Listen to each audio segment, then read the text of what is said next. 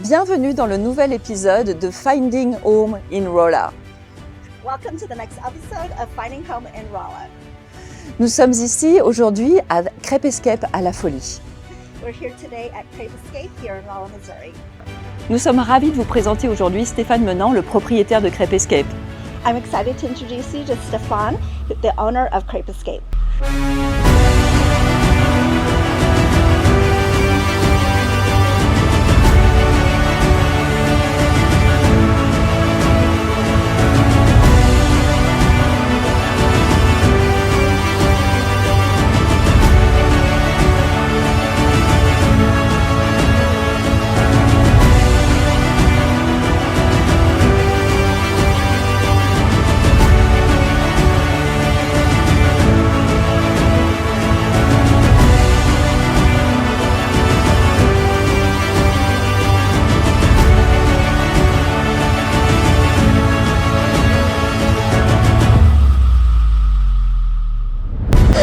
Hi, my name is Abby. I've been working at the Crepescape since February, so quite a few months now. It's a lot of fun. I love the atmosphere here. Working with friends is definitely a plus. I started working here through a friend. She was able to get me in here, and it's just been really great. I love, working with everyone here. Stefan is a great boss. He's very understanding with all, if I have things going on in my life, he's very understanding with letting me take time if I need it. And it's a really great time here. Hi, I'm Zoe. I've been working at the Crepescape for about a year now. I started here because one of my friends was here, so she kind of referred me, and that's how I started working here. I would just say it's such a fun environment. It's a really close-knit group of employees. You get to know each other really well, and you're just working hard together, so you're kind of creating that bond. It's just a really fun environment. I would also say our boss, Stefan, he's just really supporting.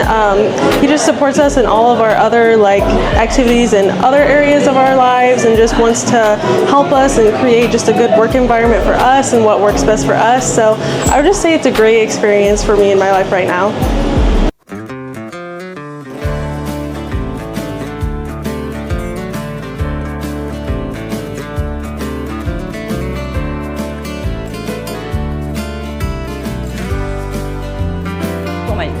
Actually have things all over my feet.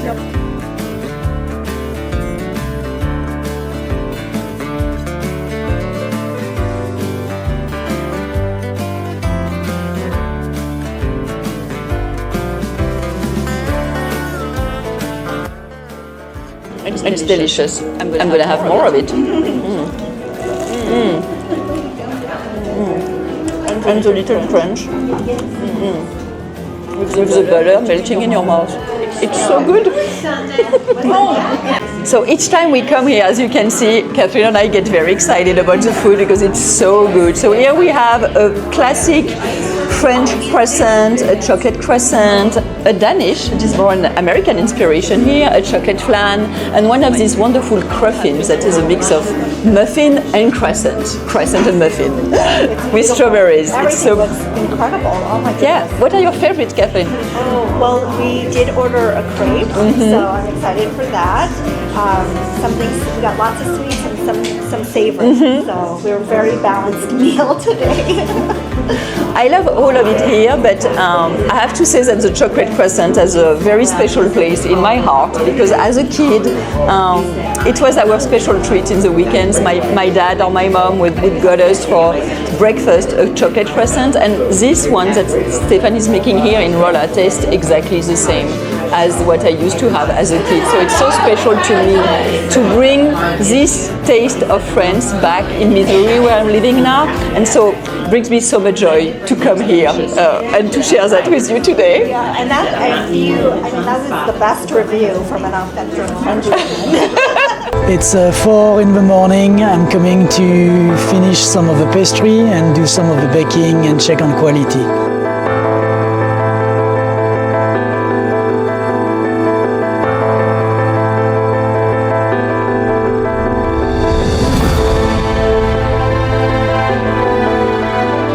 So here we're making a giant macaron, or at least big macaron, the raspberry macaron. So first I put the raspberries on these macaron shells that I just made yesterday. So I've been curing a little bit. So in France, normally, often with raspberries and cream, it's going to be an ismafan. But here, I'm just going to make it a little bit more simple. Here it's the buttercream. Alright, so these are some of the things we make in the morning. This is a bicolor raspberry croissant. So we have cream like inside, a raspberry cream inside these. Sometimes it's a raspberry coulis, today it's a raspberry cream. This is almond croissant, so they're twice baked with almond cream inside, the regular butter croissant. This is a multi-nut croissant with a lemon glaze on it. This is what we see a lot these days made, the famous cookie, so a cookie with a croissant inside and out. Some chocolate croissant, here some chocolate pistachio croissant with a bicolor, as you can see here.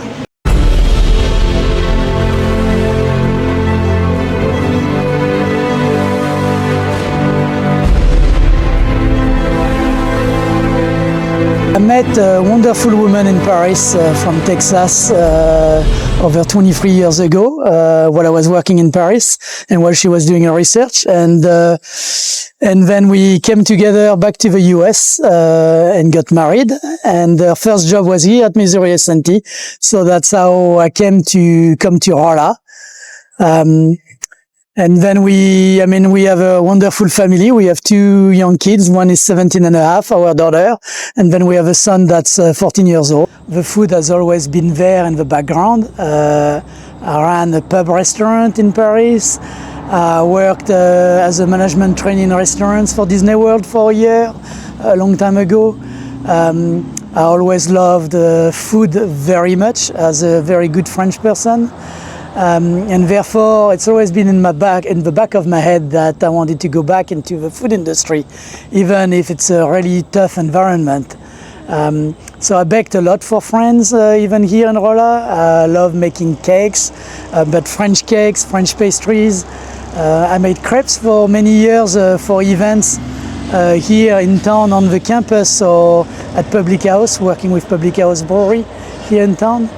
And then I decided finally to get back seriously into it and looking at some of the products on the pastry that I get here in the US. I decided that I should make products like they're done at home, so people can really discover what is a real croissant, what is real French pastry. My inspiration originally, it's my childhood. It's going to the bakery, or my parents going to the bakery when I was young, bringing the food on the weekend. It's us going every summer in France with my family. We go sit at a restaurant or at a bakery, we go get things.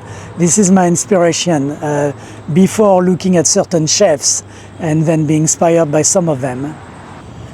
A long time, I was raised in France, my parents are French, my grandparents are French, we've been French for a long time. So even if I've been here 22 years, my main home is still France. My culture is still French. Even if when we go back in the summer in France sometimes, I've got a culture shock going back home because throughout the years here, I also took some of the US identity. But overall, I love French a lot more because of this is where I grew up, where my family is, where my roots are, before my new family with my wife and kids here, but also because of the food identity, and food is a big part of my identity. And so some of the best compliments we got here, it's when people say, look, I've been to France and this is as good or better than whatever I got in France before. To me, this is where I want to go. Another compliment I need to put there is people are just like, I didn't know this could be so good. And so I'm like, yes, this is the type of French food that I want people to learn to appreciate. Well, there's a lot of beautiful memories at S&T. Like everywhere, it's an adventure.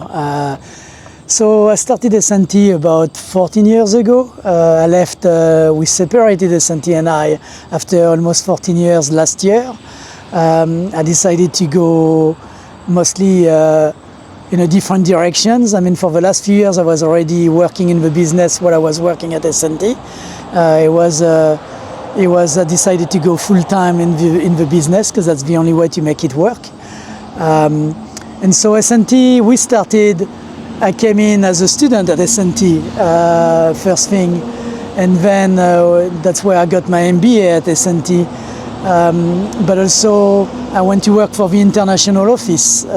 Being an international, I thought I would have a lot of different things to bring to that office. And so I was first the person who was leading the Celebration of Nations. So that was a new project for the university 14 years ago, Celebration of Nations, and I was asked to lead a committee through the international office, reach out in town, do the presentation at the city hall, work with different businesses, the student organization, American organization, but especially international organizations.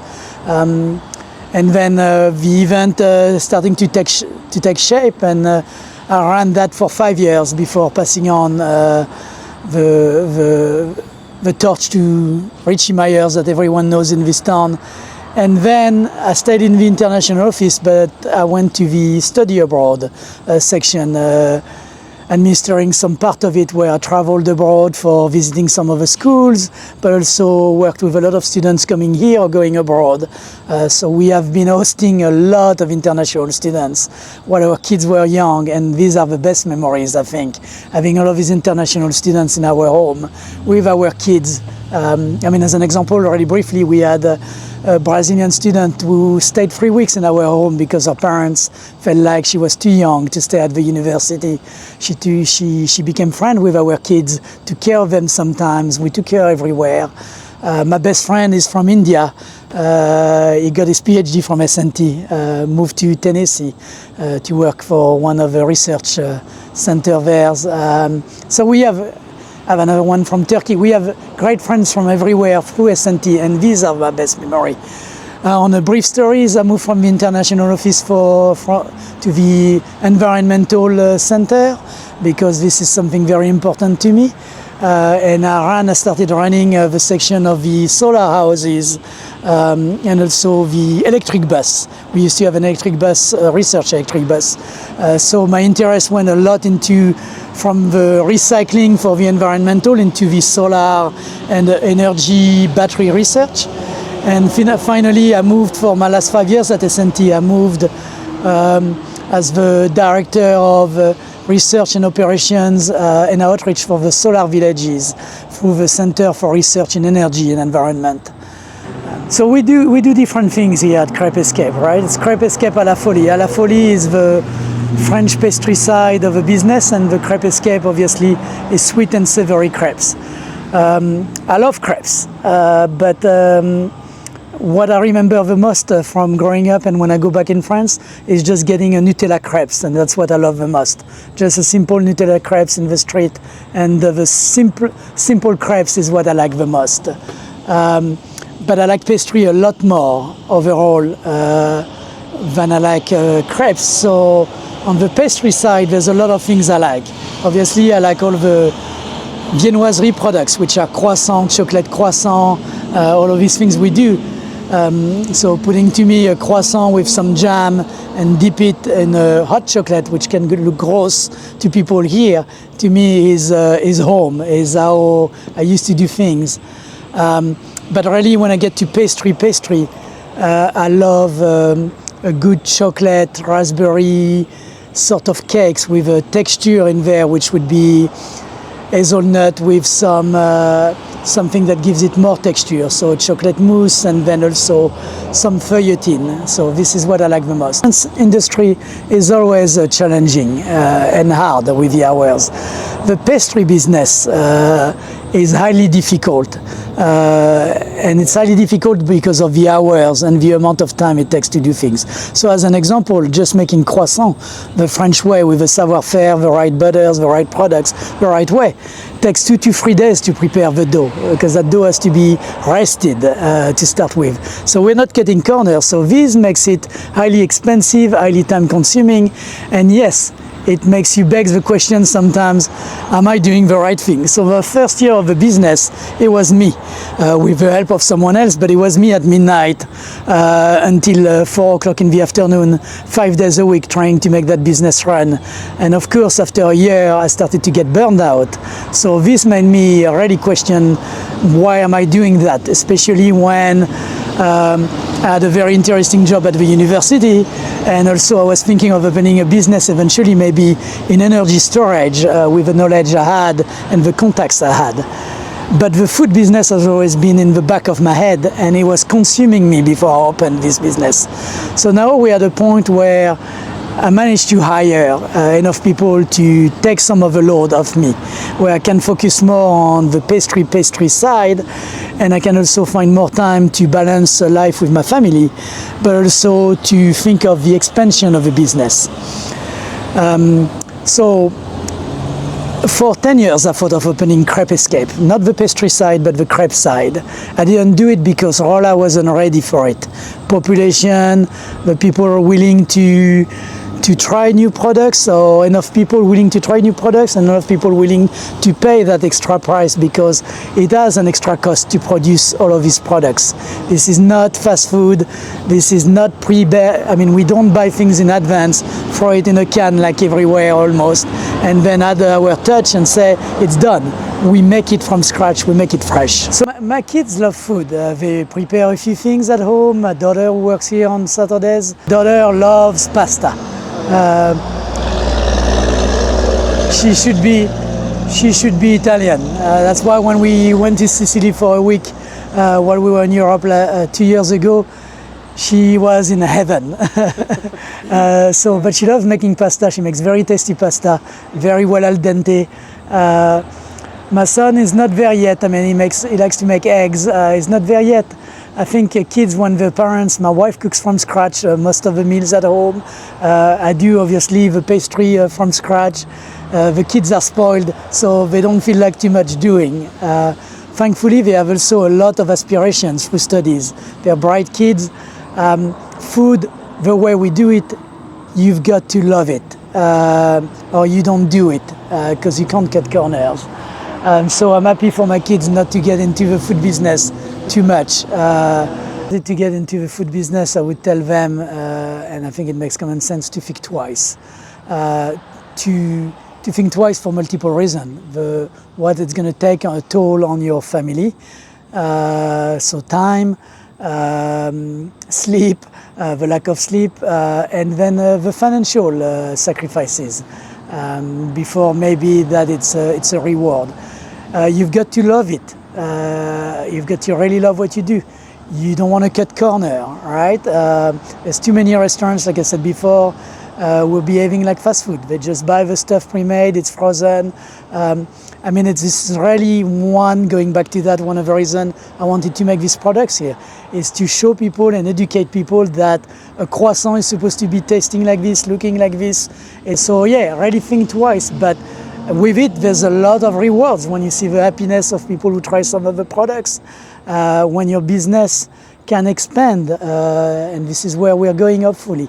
So yes, so I don't take what we do for granted, and our customers, our regulars, the people who it's the first time they have the opportunity to try our products, I don't take anything of that for granted. I'm thankful that they're willing to support us. I'm thankful that they're willing to try new things. I'm thankful that they understand that this is going to have an extra cost to have our products. I wish we could make it more affordable so more people can try, more people can be educated on these products. The reality is there's only so much we can do. But no, I'm very thankful. To see you soon here at Crepescape, having as much joy as I have enjoying Stéphane's wonderful pastries. Au revoir! We love it here. I hope that you come by and check it out if you haven't. It's a great experience, delicious food, and always great company. So thanks for watching Finding Home in Rolla, and be sure to subscribe, like, and follow to stay up to date with what's going on in Rolla, Missouri.